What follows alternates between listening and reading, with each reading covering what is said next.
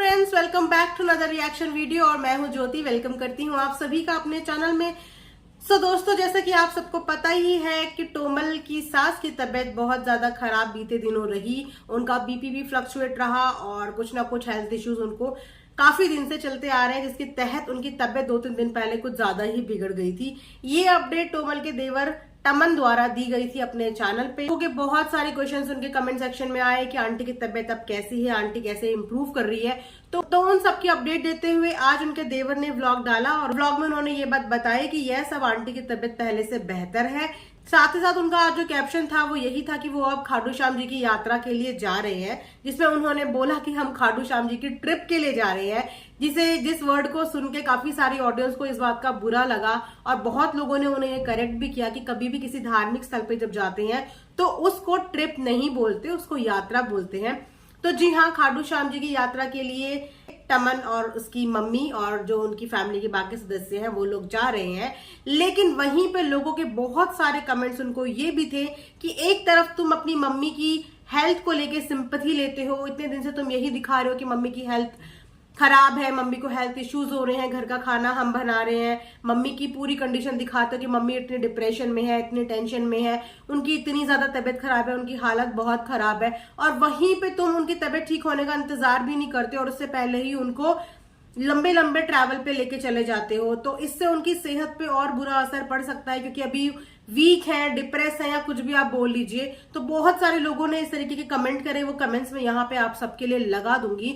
तो उन कमेंट का रिप्लाई करते हुए टोमल के देवर ने बोला कि यस, मम्मी की तबीयत खराब है, मम्मी बहुत डिप्रेशन में और स्ट्रेस में रहती है, इसीलिए मम्मी जब घर के अंदर रहती है तो बहुत ज्यादा ओवर थिंकिंग करती है, बहुत ज्यादा सोचती है और परेशान होती है। इसलिए हम कोशिश करते हैं कि मम्मी को मन लगा रहे और हम किसी गलत जगह तो मम्मी को लेके जा नहीं रहे।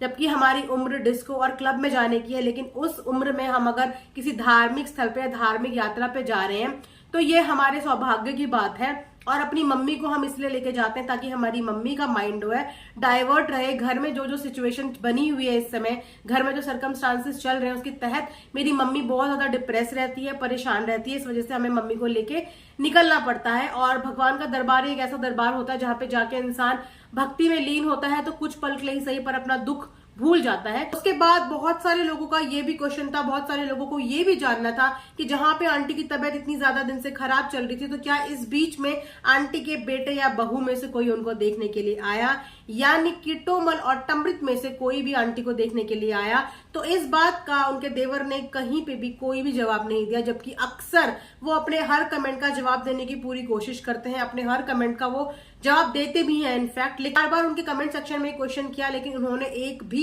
इस चीज से रिलेटेड कमेंट नहीं किया कि वो देखने के लिए आए थे या वो देखने के लिए नहीं आए थे। हालांकि ये चीजें क्लियर करनी चाहिए, क्योंकि इससे हेट रेट और ज्यादा बढ़ता है और ऑडियंस को एक क्लियरिटी नहीं मिल पाती कि एक्चुअल में फैमिली के अंदर चल क्या रहा है। जहां पे आप ऑडियंस को छोटे छोटे क्लू देते हो तो उसी तरीके से हर क्वेश्चन के क्लू दिया करो, एक हिंट दिया करो, ताकि ऑडियंस भी चुपचाप शांत बैठ जाए। बेमतलब में ऐसा ना हो कि वो देखने भी आए हो, वो मिलने भी आए हो, सब कुछ हुआ हो और ऑडियंस यहाँ से उनको भर भर के हेट्रेड भेज रही है, उनको ऊट पटांग अलाना फलाना बोल। सो नो डाउट फैमिली में डिप्रेशन का माहौल तो बना हुआ है। जिस एज में एक बहू से पूरे घर की रौनक बंधी होती है, उस घर में बिल्कुल सन्नाटा छाया हुआ है। लड़के बेटे अपनी माँ का मन बहलाने की बहुत ज्यादा कोशिश करते हैं, लेकिन जिस माँ से उनका बेटा छिन गया हो, जिस उम्र में बहू के हाथ का एक गिलास पानी तो एक सास डिजर्व करती है, और उस टाइम पे उसके पास इर्द गिर्द कोई नहीं है, लड़के जैसे तैसे खाना बनाते हैं, कुकिंग करते हैं, तो वहां पे माँ का दिल तो देखो दुखता ही है, क्योंकि उनको बहुत बड़ा झटका लगा है। और उन्होंने हालांकि हमेशा अपनी बहू को कवर अप करने की कोशिश की, उनके लिए स्टैंड लेते हुए उन्होंने ये भी बोला कि वो जो भी है, जैसी भी है, हमारी बहू है। लेकिन उसके बाद उन्होंने आगे के बारे में उनकी कोई भी बात नहीं की। अभी तक कॉन्टिन्यूएशन में ऑडियंस सिर्फ उनसे यही जानना चाहती है कि टोमल कहाँ है, क्या वो आपके साथ रहती है या नहीं, वो व्लॉग में क्यों नहीं आती। लेकिन इनमें से किसी भी क्वेश्चन का ये फैमिली जवाब नहीं दे रही है। ये टुकड़ों टुकड़ों में इंस्टॉलमेंट्स के रूप में ना छोटे छोटे क्लूज मत दो, क्योंकि समटाइम्स ना हम क्लू इकट्ठा करने के चक्कर में गलत डायरेक्शन में चले जाते हैं, एक गलत चीजें सोच लेते हैं जो शायद हो भी ना। और उसके बाद आप लोगों की फैमिली है, कल को आप सबने एक हो जाना है, आज नहीं तो कल एक हो जाना है। उसके बाद आप लोग सबके सब ब्लेम करने बैठ जाओगे लोगों पे जो रिएक्शन बना रहे हैं कि हमने तो ऐसा कुछ बोला ही नहीं था, इन्होंने तो ऐसे बोल दिया, हमने तो ऐसा कुछ बोला ही नहीं था, इन्होंने तो ऐसे बोल दिया। जबकि सारे क्लूज आप ही के द्वारा आ रहे हैं, तो इन क्लूज को क्लियर करो, थोड़ा क्लियर पिक्चर ऑडियंस को दिखाओ, ताकि ऑडियंस को दिखे। तो जहां आप अपनी भाभी के लिए सारी नेगेटिव चीजें बताते हो कि वो ऐसी है, वो वैसी है, हमने बहुत प्यार दिया, तो वहां पे अपनी भाभी के ऊपर उठने वाले इन क्वेश्चन का भी जवाब दो कि क्या आपकी मम्मी को देखने के लिए आपके भैया भाभी आए थे? क्या उन्होंने अपनी मम्मी के बारे में हाल चाल पूछे? क्योंकि ऑडियंस बहुत ज्यादा जानना चाहती है, आपके कमेंट सेक्शन पूरा भरा हुआ है, तो प्लीज अपनी ऑडियंस को उनके क्वेश्चंस के जवाब दीजिए। सो ये था मेरा आज का एक रिएक्शन टोमल एंड फैमिली के लिए। आई होप कि आप लोगों को पसंद आया होगा। पसंद आया हो तो चैनल को लाइक एंड सब्सक्राइब जरूर करें। And thanks for watching earth mom Dehradun.